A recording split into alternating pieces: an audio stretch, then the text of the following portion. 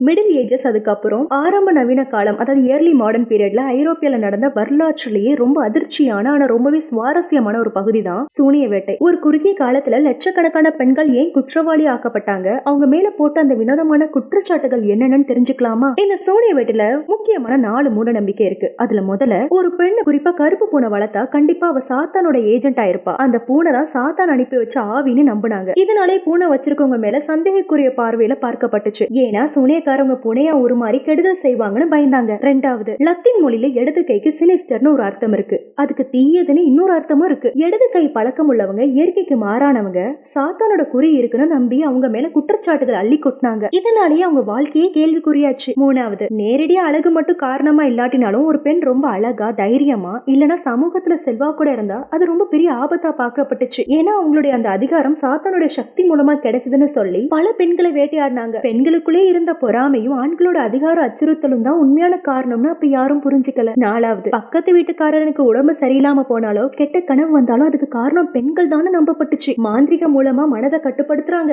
ஆவி மூலமா தீங்க விளைவிக்கிறாங்கன்னு சொல்லி அவங்க மேல குற்றம் சாட்டப்பட்டுச்சு, அதாவது பெண்கள் மேல. இதுக்கு பின்னாடி உள்ள உண்மையான காரணம் என்ன தெரியுமா? வெறுப்பும் அக்கம் பக்கத்து உள்ள சண்டைகள் தான். இந்த பயங்கரமான வேட்டை முக்கியமா 1450 இருந்து 1750 வரைக்கும் கிட்டத்தட்ட 300 வருஷம் ஐரோப்பா, அமெரிக்கா காலனி பகுதிகளை ஆட்டி படைச்சது. பல்லாயிரக்கணக்கான அப்பாவி பெண்கள், வெறும் மூட நம்பிக்கை, பக்கத்து வீட்டுக்காரரோட வெறுப்பு, சமூக பயம், அதோட மதத்தின் பேரால் தண்டிக்கப்பட்டாங்க.